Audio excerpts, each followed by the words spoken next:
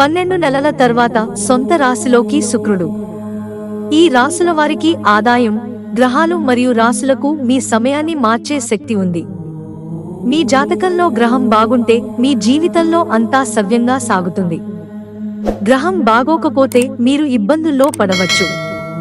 గ్రహం యొక్క దశ మీ జీవితంలో ఆనందం లేదా దుఃఖం వస్తుంది అని చెబుతుంది. ఇప్పుడు 1 సంవత్సరం తర్వాత సంపద, ఆనందానికి కారణమైన శుక్రుడు తన స్వంత రాశిలోకి ప్రవేశించబోతున్నాడు. జ్యోతిష్య శాస్త్రం ప్రకారం వారి జాతకంలో శుక్రుడు బలమైన స్థానంలో ఉన్నవారు జీవితంలో అన్ని ఆనందాలను పొందుతారు. శుక్రుడు బలంగా ఉన్నప్పుడు అనారోగ్యాలు దరిచేరవని అంటారు. అటువంటి పరిస్థితిలో వారి స్థానిక రాశికి చేరుకున్న వారికి అదృష్టం తలుపులు తెరవబోతున్నాయి. విలాసవంతమైన గ్రహంగా పిలువబడే శుక్రుడు సెప్టెంబర్ 18, 2024 బుధవారం నాడు తన స్వంత రాశిలో అంటే తులారాశిలోకి ప్రవేశిస్తాడు. ఈ శుక్ర సంచారం మధ్యాహ్నం 2:04 గంటలకు జరుగుతుంది.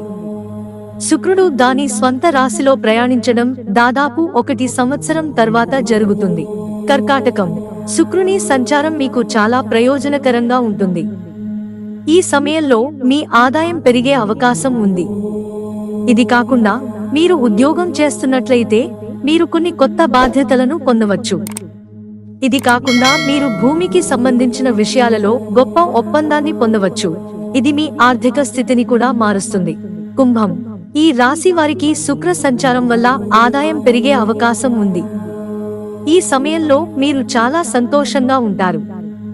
ఈ రోజుల్లో మీ ఇంటిలో కొన్ని శుభ లేదా శుభకార్యాలు కూడా ప్లాన్ చేసుకోవచ్చు.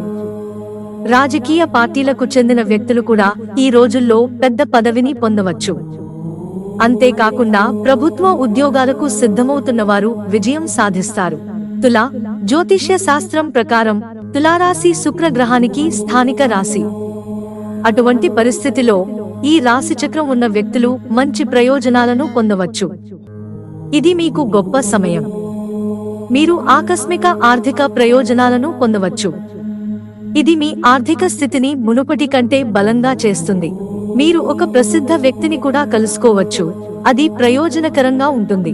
మిత్రులారా, ఇంట్రెస్టింగ్ వీడియోస్ కోసం ఛానల్ సబ్స్క్రైబ్ చేసుకోవడం మర్చిపోకండి. ధన్యవాదాలు.